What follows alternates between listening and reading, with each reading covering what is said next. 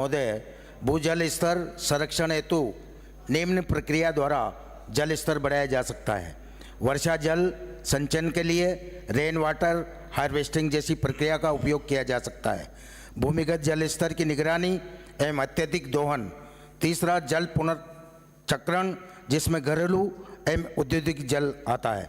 सतही जल स्रोत को सुरक्षा हेतु निर्माण कार्य और सार्वजनिक जागरूकता।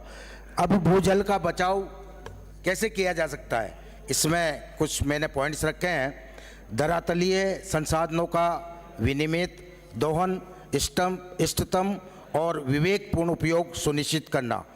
जलभृत मानचित्रीकरण तथा जलभृत आधारित प्रबंधन हेतु राज्य में नियोजित सरकार प्रकार से संपूर्ण भूगर्भ जल प्रबंधन के लिए एक राष्ट्रीय कार्यक्रम का प्रारंभ करना।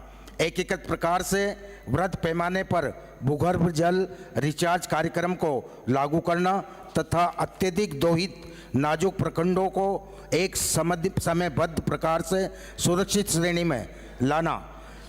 सतही जल व भूगर्भ जल के संयोजक प्रयोग को प्रभावी ढंग से लागू करना। संकटग्रस्त क्षेत्रों में जल प्रयोग की प्रभावी पद्धतियों का संवर्धन करना। भूगर्भ जल प्रबंधन के नियोजन एवं संरक्षण में नदी बेसिन जल विभाजन दृष्टिकोण को वरीयता देना। सुरक्षित पेयजल की आपूर्ति सुनिश्चित करने हेतु दूषित भूगर्भ जल स्रोतों को चिन्हित करना। समन्वित एवं एकीकृत प्रकार से सहभागी प्रबंधन दृष्टिकोण के साथ संबंधित विभाग द्वारा भूजल संरक्षण तथा रिचार्ज कार्यक्रम लागू करना। भूगर्भ जल प्रबंधन हेतु प्रभावी विधिक संरचनाओं को प्रविधानित करना। ये सारे पॉइंट्स ऐसे हैं जिसके कारण भूजल का बचाव हो सकता है। माननीय सभापति महोदय, केंद्र सरकार द्वारा अटल भूजल योजना का आरंभ किया गया है। इस योजना के माध्यम से देश के 7 चिन्हित जल संकट वाले क्षेत्रों में स्थायी भूजल प्रबंधन के लिए सामुदायिक भागीदारी और मांग हस्तक्षेप पर जोर दिया जाएगा। हमारी सरकार द्वारा इस योजना के अंतर्गत जल जीवन मिशन के लिए बेहतर स्रोत स्थिरता, किसानों की आय को दुगना करना लक्ष्य, सकारात्मक योगदान और जल उपयोग की सुविधा के लिए समुदाय के व्यवहार में बदलाव लाने की परिकल्पना की गई है। अटल भूजल योजना के संचालित के लिए सरकार द्वारा 6,000 करोड़ रुपए खर्च किए जाएंगे, जिसमें से 3,000 करोड़ रुपए विश्व बैंक से ऋण के रूप में प्राप्त किए जाएंगे एवं 3,000 करोड़ रुपए का भारत सरकार योगदान देगी। राज्य को सहायता अनुदान के रूप में इस योजना के अंतर्गत राशि प्रदान की जाएगी।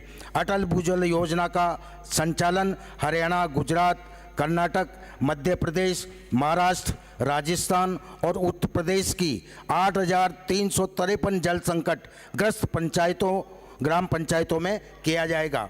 माननीय सभापति अध्यक्ष महोदय, आज हम देख रहे हैं कि भूजल की स्थिति स्तर डाउन होता जा रहा है। इसको आगे लाने के लिए हमारी सरकार ने अटल भूजल योजना लागू की है और इसी उद्देश्य से आज मैं कहना चाहूँगा कि इसकी जो आज निर्माण घटक हैं, संस्थागत सिद्धिकरण और क्षमता निर्माण घटक, जो अटल भूजल योजना स्कीम कंपोनेंट के साथ साथ इस घटक के अंतर्गत सभी भाग लेने वाले राज्यों को स्थायी भूजल प्रबंधन करने में सक्षम बनाया जाएगा, जिसके लिए मजबूत डेटाबेस, वैज्ञानिक दृष्टिकोण और सामुदायिक भागीदारी का उपयोग किया जाएगा। इस कंपोनेंट के लिए सरकार द्वारा 1,400 करोड़ रुपए की राशि खर्च की जाएगी।